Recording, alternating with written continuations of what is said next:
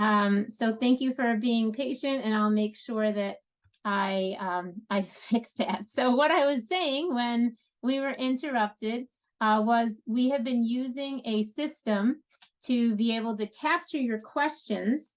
So I'm going to put that into the chat so that you have it. It's also right in the folder if you want to. So please enter any questions you have for this meeting, and we'll address them in the order that they're received as time permits. So just a couple of reminders. We have our Seal of Biliteracy webinar series. We've had the first 2 sessions. They went very well. We had Starting a SEAL program in early October with Christina Santiago Campbell. And we had in late October, Growing Your SEAL program with Sarah Chaffee. Those recordings will be uploaded and post-assessments available very soon. But here is what we have coming up. This November on the 15th, there'll be a webinar on completing the SEAL notification form. In December, we'll have one on promoting the SEAL and recruiting students. In January, we'll talk about supporting students through the culminating project. February, we'll be using the rubric to evaluate culminating project presentations. March will be how to train panelists and evaluate those projects. And April, we'll finish up with demystifying the end of year data form. So a reminder that you get CTLE credit for these. They are recorded, so if the original time doesn't work for you, don't worry about it. You will be able to see it later. So today I wanted to talk a little bit about culminating project visits because this might be on your radar.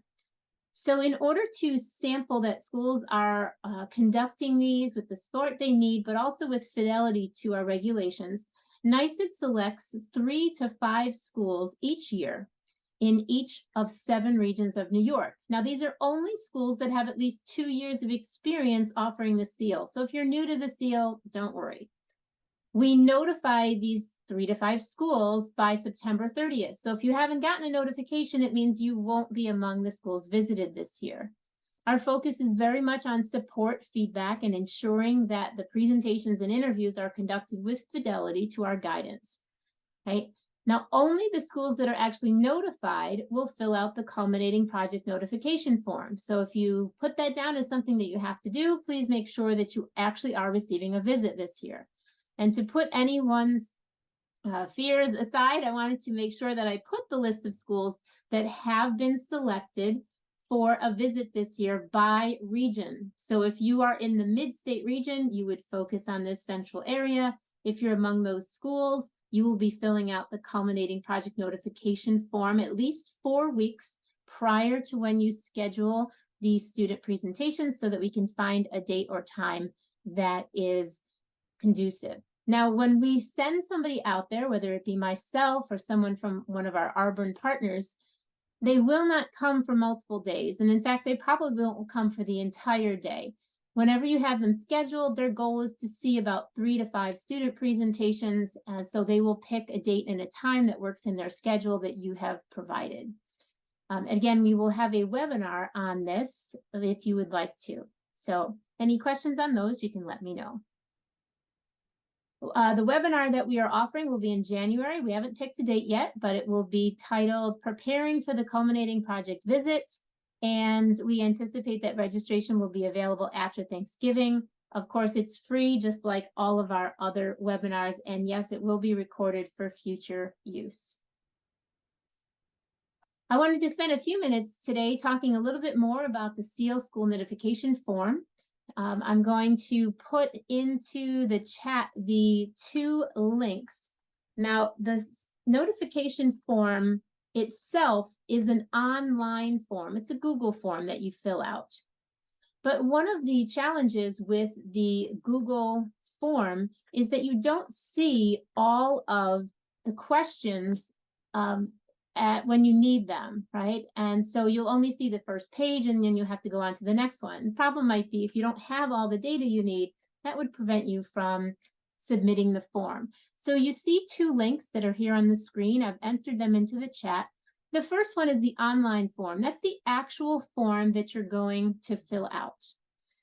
We also provide, though, a template for you to download, to print, and then to gather all the information so that you have it ready for you. Now I'm going to open this up. Okay, this is what the 2-page form looks like. and we're going to take a look and go through each of these. So let me see if I can split my screen so we can see both of them at the same time. Okay, very good. All right, so a little thing about this school notification form. It's always due by December 1st. You know from talking to me before that we are flexible on those deadlines. It's not a hard deadline. If something happens, your SEAL coordinator gets sick or leaves your district and you don't get it in by the 1st, it's okay. We can make it work. Please don't let it go too long, but you can submit it after the 1st. We just like to be able to get going on that. Now, many of you may have already submitted it and said, well, I submitted it, but I haven't gotten a confirmation yet. So I want to let you know we are currently processing this year's forms, and you should have a copy sent back to your email with any form you submitted by the end of the week. And if you have any questions on it, which most likely we will not, we'll let you know. You do need to use the current year's form. Now, it hasn't changed since last year, so that's a little bit of a moot issue this year. But I do send out updated forms and links when we do make changes. Again, we have a webinar on this topic, November 15th, so check that out. I mentioned to you that we are processing this information. You'll get a confirmation email. So let's take a look at the different sections. Sections A through E have to do with school information. So those are pretty much straightforward. Your district, your school, the kind of school it is, your information as a SEAL coordinator, but we also need the contact information for your district data coordinator. So let's take a step back. You have someone at your district, most likely someone who is either an administrator or works in central office, whose role it is to submit official graduation data to the state via a data warehouse or a portal. This is generally done in the summertime after students have graduated. It's this person that you need to locate at your district. And if you don't know who that person is, just contact your building principal and they will know. The reason we need this information is because of the timing of graduation and the reporting. It's possible that you will have students who complete the SEAL requirements early, and you submit that information on the end of your data form. It's also possible that you may have a student who needed to use an AP score to get the SEAL, and you don't get those AP scores until July. You as the SEAL coordinator may or may not be available in July. Your year may end in June. So we asked for the district data coordinator's information for 2 reasons. One is because we want to have someone who is guaranteed to be available during the summer should we have any questions or discrepancies. And 2, because we want to cross-reference the data that is submitted on the end of your data form for all the successful SEAL candidates with the data that the district data coordinator is going to submit to the state. And I can tell you, this is a necessary process. This year alone, we had over 800 students who earned the SEAL that were not reported by a district data coordinator. So it doesn't have any implications for the students. They still get the SEAL and they have their medallion, but the state doesn't have them on record as earning the SEAL. In addition, we had almost 60 students who were reported to the state by the district data coordinator as earning the SEAL that were not reported to my office. That's more problematic because those students didn't actually earn the SEAL. So if you have any questions on this, you can always let me know, but that's why we asked for the district data coordinator.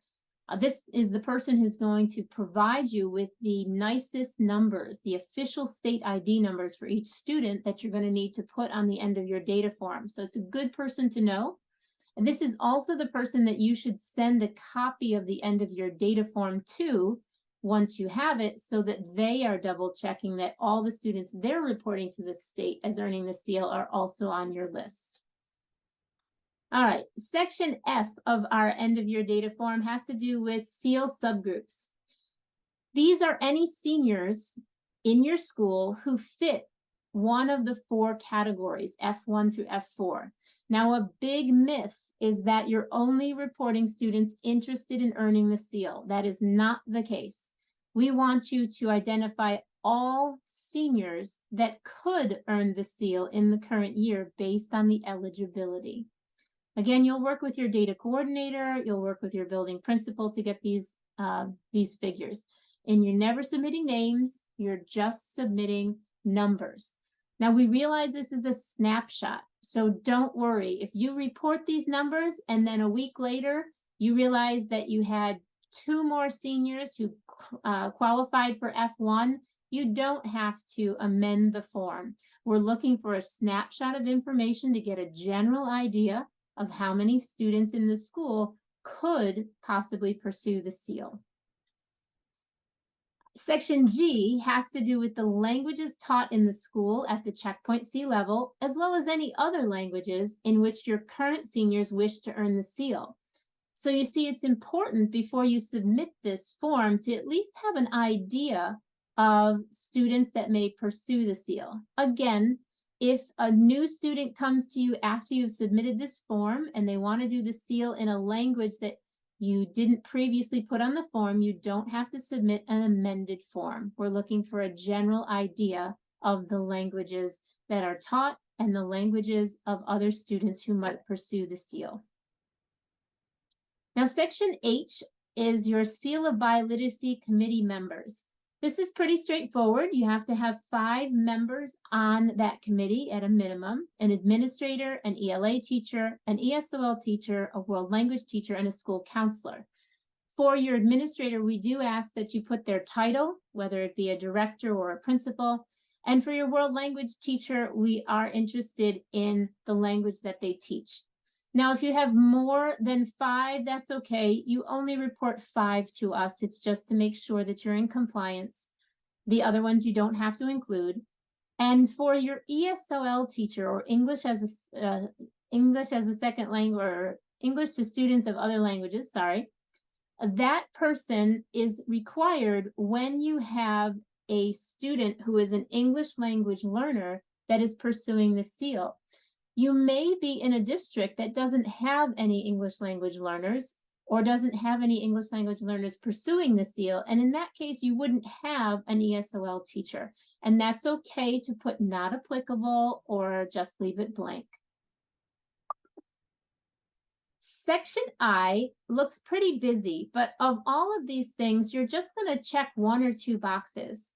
So there are 3 options indicated by I1, I2, or I3, and you're going to pick one of those.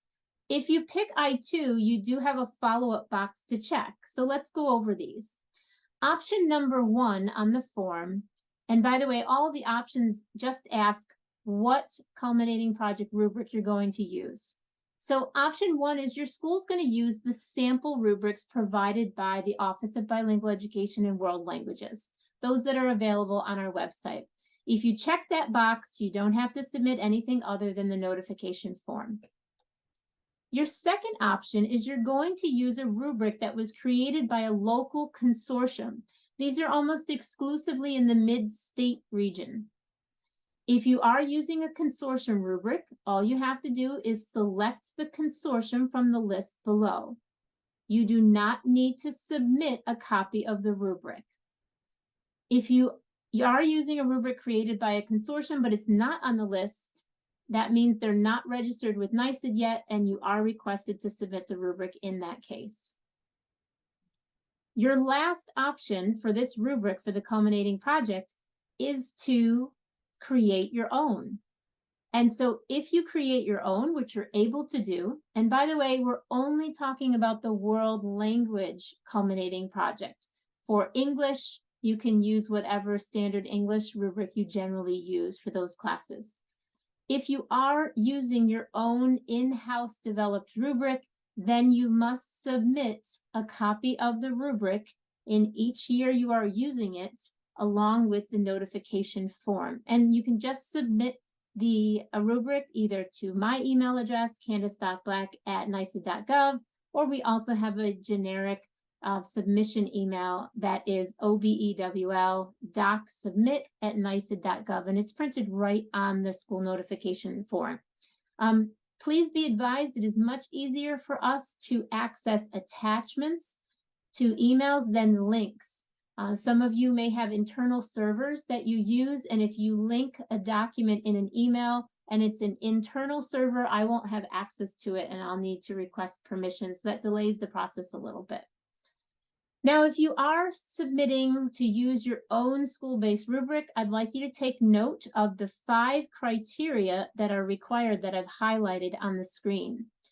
The rubric needs to exclusively measure proficiency in the language being assessed. So you can't give students points for poise or how they are dressed. This is about language proficiency. The columns of the headings of the rubric must be labeled with the active proficiency levels, such as intermediate high. The performance descriptors within those column headings need to be aligned to the active proficiency level, including what a student can do with the language, the length of text that they can use and produce, the types of topics they can talk about, and the use of timeframes. The rubric also needs to indicate the proficiency level required to earn the seal based on whatever category of language you are evaluating. And the rubric does need to separately address all 3 modes of communication. So this is what we will use to determine whether your rubric meets the standard.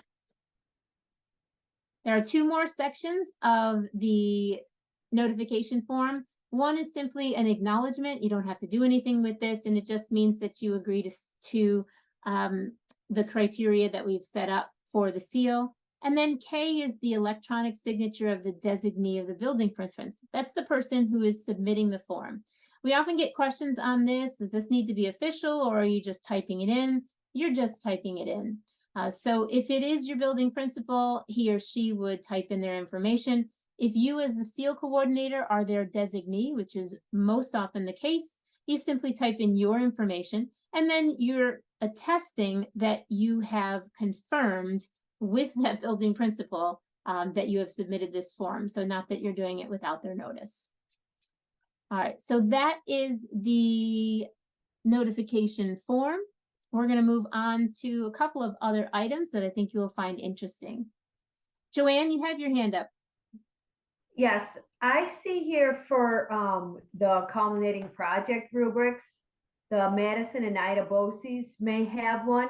Do you have a contact person there? Absolutely. And let me just check if she is on the call, because yes, Maria, would you like to address this question?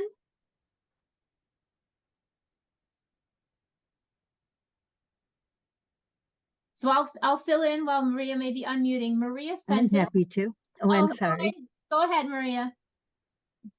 Would you pose your question again, Joanne? I was going to contact you and see what you have for rubrics that are already made and bring that to our next meeting.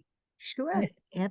Absolutely. If you would like to contact me, we have a basic rubric that most of our consortia are using. It of course has the OBWL rubric and a few suggestions for how to keep the student on track and a few suggestions for the mentor. And so I'm happy to forward that to you, but let me know. And then I'm also happy to entertain any questions directly from your team and from your own school, from your district. So do you have an email, or should I just put mine in the chat? What do you think's best? If you put your email in the chat, I'll retrieve it. Perfect. Thank you so much. Thank you, Joanne. Thank you, Candy. Absolutely, Maria. I note that Gabriella in the chat indicated that her school uses the official New York City DOE rubric, and that would be the case. All New York City public schools use the New York City DOE rubric. So we did have some exciting developments in college recognition of the seal that I want to let you know about. You'll see these in the minutes. In brief, 2 former seal earners who are current students at one of the CUNYs got together with a councilman and made a proposal to the New York City Council to increase the number of schools in New York City that offer the seal, as well as to begin a conversation with CUNY about awarding credit for the seal of biliteracy. In the link in the minutes, you'll be able to access the council information there. I am very hopeful that as this process continues to unfold, we are going to see more and more colleges start to recognize the seal of biliteracy, which may in fact have implications for the questions that I put here on the screen. One is, how might the seal be used in admissions decisions? how the seal could be used to place students in appropriate levels of world language courses at the post-secondary level, and how might the seal be used to award students credits, whether that's world language credit or general education credit. For more information on this, I hope to be able to provide that at the next couple of meetings. I did want to take this opportunity, though, and ask, are there any colleges that you are aware of from talking to your SEAL candidates that award students credits for the New York State Seal of Biliteracy? So if you happen to know of some, please put them in the chat. I will definitely follow up, and I'll give you a report on this at our next meeting. And you can do that throughout the rest of the meeting. So we did have a couple of questions that were submitted prior to this meeting. I wanted to make sure I addressed them, but I am going to grab some of the questions in the chat really quick. So Kian, you asked about using the SEAL 2021 grading rubric using points 1 through 4. I believe you are in New York City, so you need to use the New York City DOE rubric, the most current one of those. Any questions on that should be directed to the Division of Multilingual Learners and Jill Schimmel. Okay, and just checking through. Okay, so here are some of the questions. I hope you find them useful. I will type them up. During this time, though, feel free to enter any other questions that you have in the chat, and we'll address them. So the first one was that the school notification form requires 5 members. My school doesn't have any L's. Do I still have to have an ESOL teacher? We addressed that already. You only need an ESOL teacher on your Seal of Biliteracy committee if you have English language learners in your school who may pursue the seal. Another question came in. I have a student interested in the seal that will graduate in June of 2025. When do I submit the form? You only submit the notification form in years in which you have graduating SEAL candidates. So this person would wait until December 1st of 2024 to submit the notification form. Can criteria 1B be, is it for all students or just English language learners? Now, criterion 1B for the SEAL says that English language learners can earn a score of 75% or better on 2 Regents exams other than English language arts that are taken in English, meaning not in translation into their home language. This is a criterion that is only available to English language learners. It's a really good question. So if the student is not an English language learner, they cannot use criterion 1B as a point towards the Seal of Biliteracy. This next question is, my school offers Italian 4. It happens to be a college in the high school course. If the student earns an 85 or better as a yearly average, can this count as a point towards the SEAL criterion 2A? Yes, any course that is beyond checkpoint B, and that tends to be level 4, level 5, whether it's a college in the high school course or not, can count as a point towards the SEAL for that criterion. Next question, my school offers both the Seal of Biliteracy and the Seal of Civic Readiness. Can the project that's done in English for the Seal of Civic Readiness also be used as the English project for the Seal of Biliteracy? The answer is yes. Any project done in English by the student, regardless of what class it may be embedded in, can be used as the English project for the seal. Now, the student still has to do the interview portion of the culminating project. And so they still have to be interviewed by 2 adults who speak the language, but they could, in fact, present their Seal of Civic Readiness project as their English project. Another question, my school currently offers the seal in Spanish. We'd like to add an additional language to our program. What would that process look like? There really is no process. You can offer the seal in any language you would like, whether it's a language that you teach in the school or whether it's a language that the student speaks at home. One question we got is ALTA, which I've linked here, an approved checkpoint C assessment for use with the seal? ALTA is a big organization that has lots of language testing, but they have not submitted an application to be an approved checkpoint C assessment for the Seal of Biliteracy. If anybody uses this and you'd like to speak with your ALTA representative to encourage them to consider submitting an application, we would welcome that. but they are not currently approved as a Checkpoint C assessment. Another question we got is that a student who speaks a language that is not taught at the school and how they can earn their 3 points in their home language. So students in this case generally earn 1 point by taking an approved Checkpoint C assessment and earn the remaining 2 points by doing a project in that language. How does a school determine if a student has the linguistic capacity to be successful in earning the seal, especially if it's in a language that is not taught in our school? This is a really good question. For students who are in classes, you can generally speak to the teacher, you being the seal coordinator, to determine whether the teacher's professional opinion is that the student has what is needed to be able to reach the required proficiency level by the end of the year. Those teachers will do that based on observations of the student, past grades, etc. But when you have a student who's doing the seal in a language that is not taught in your school, you may need to have a conversation with the student, have them talk a little bit about what they believe their language proficiency is in the target language. You could also reach out to the family and ask the parents if in fact the student speaks, reads, writes, listens to the language at a level that is at least commensurate with the seal. This generally, excuse me, falls to the responsibility of the seal coordinator. We had another question about who at the school is responsible for ensuring that seal candidates are on track, meaning making adequate progress. So ultimately, the seal coordinator is responsible for tracking this, but because there are schools with very large seal cohorts, that responsibility is often delegated to the student's culminating project advisor. And so the seal coordinator might have those advisors keep an advisor log that may be housed online so that the seal coordinator can easily look that up. We received another question about clarifying criterion 1C.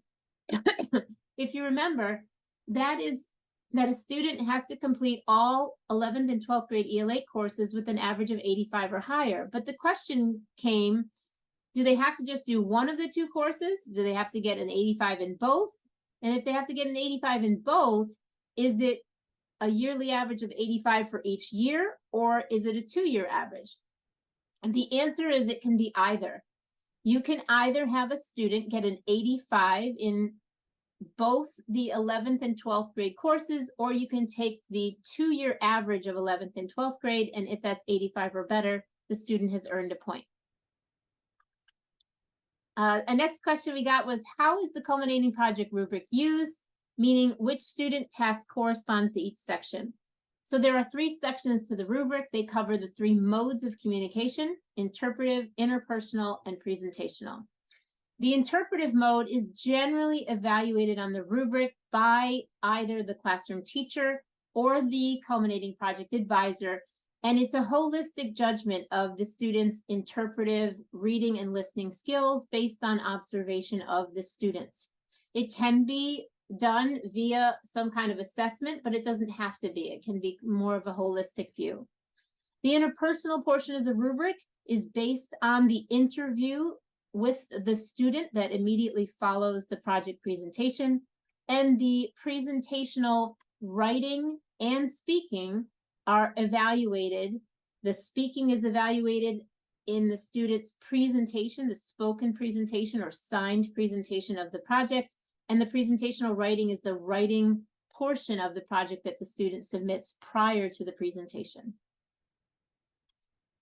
The next question was that the teacher has a student who's taking Spanish in their high school. Their home language is Turkish. Can they earn the seal in both languages? And if so, how would the student earn the 3 required points in Turkish, since there are no courses at this school in that language?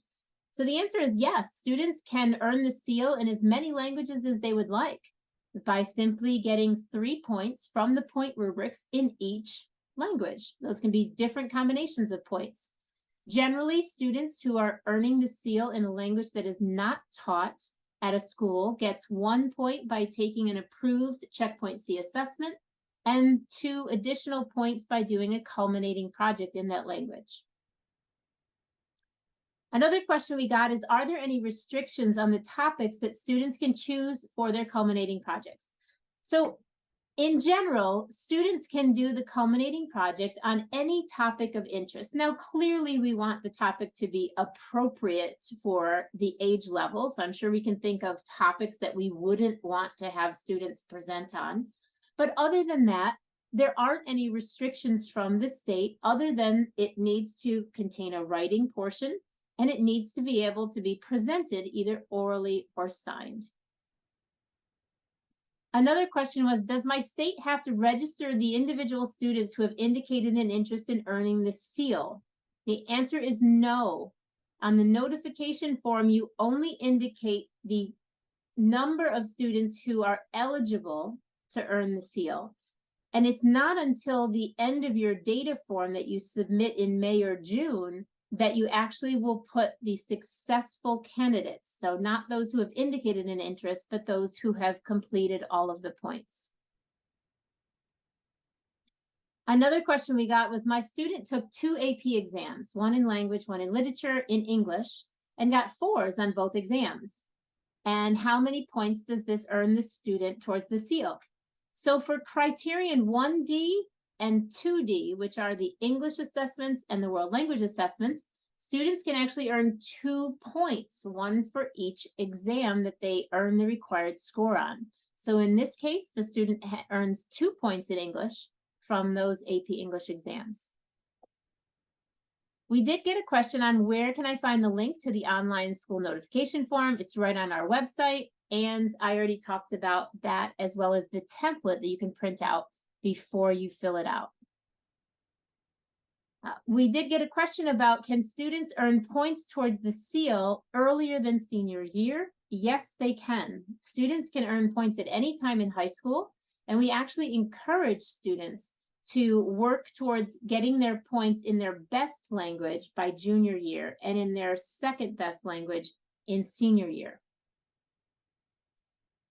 We did get a question about a student who wants to earn the seal in Japanese, but they don't offer Japanese in the school. And how does the seal coordinator go about finding a Japanese speaker to evaluate the student's presentation? This can be challenging, and this is why we ask you to find out all the languages of your possible seal coordinate or seal candidates on the notification form. So you're going through the process, identifying possible languages, and then identifying eventual adults to evaluate those projects. I would first start with your faculty, perhaps do a poll at your next meeting to find out if anybody speaks a language other than English. You might find someone who spent a couple years in Japan and happens to be a speaker of the language and nobody knew it.